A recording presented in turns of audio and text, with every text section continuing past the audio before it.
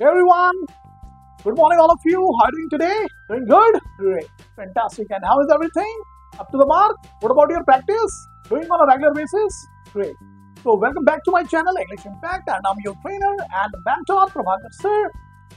So in today's tutorial we will continue further in advanced sentence formation. Yes, after a long time. So आज हम फिर advanced sentence formation में कुछ आगे सीखेंगे, and today I'm gonna cover let alone. So do you have any idea how to use let alone? कभी use करते हैं? किसी को करते हुए सुना है? तो देखते हैं. All set? Shall we start? Great, fantastic.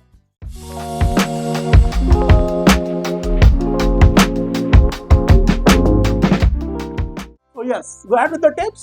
Let alone is used to emphasize that something is more impossible than another thing. Let alone को use किया जाता है to emphasize, जोर देने के लिए that something is more impossible. ये तो हो ही नहीं सकता, ये तो impossible है than another thing. इसकी तो बात ही छोड़ दो, ये तो और impossible है. It is a way of saying, ये कहने का तरीका है, if the first thing isn't possible or true, ये पहली चीज तो possible है ही नहीं या true है ही नहीं, then the second one definitely isn't. तो दूसरी तो हो ही नहीं सकती. पहली ही जब possible नहीं है या फिर सच नहीं है, तो दूसरी की तो बात ही छोड़ दो. Then the second one definitely isn't. Second वाली तो और नहीं हो सकती. तो clear हो रहा है? So let's go ahead with example. ठीक है? It will be more clear. Examples और clear कर दो. चलिए, structure क्या है? So पहला sentence. So your sentence is in two parts. ठीक है? दो अलग-अलग parts में है. इसमें different clause है. तो फर्स्ट क्लॉज में क्या है, फर्स्ट पार्ट में क्या है, लेस लाइकली, मतलब ये तो हो ही नहीं सकता, इसकी तो संभावना ही नहीं है. लेस लाइकली और डिफिकल्ट थिंग, तो वो चीज है, वो तो डिफिकल्ट है ही. लेस लाइकली संभावना तो बिल्कुल नहीं है. फिर लेट अलोन यूज करेंगे, and then second sentence even more unlikely, ये तो और संभव नहीं है या डिफिकल्ट है, उससे भी ज्यादा डिफिकल्ट. तो क्लियर हुआ? यस. तो let's go ahead with example. Clear हो जाएगा. I know it very well.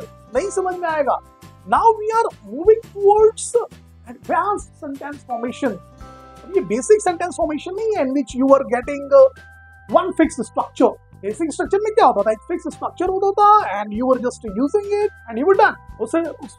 एक fixed structure को आप use करते थे और sentence बन जाता था. Now we are moving towards advanced structures.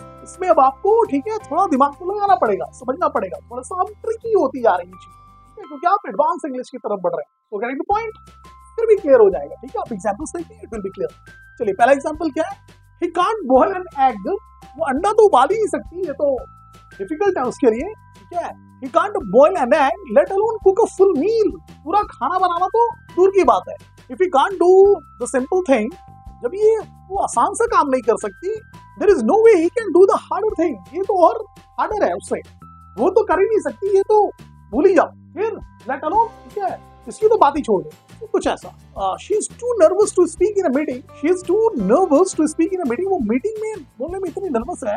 Late alone give a presentation. Presentation तो भूल ही जाओ, प्रेजेंटेशन की तो बात ही दूर है. क्लियर?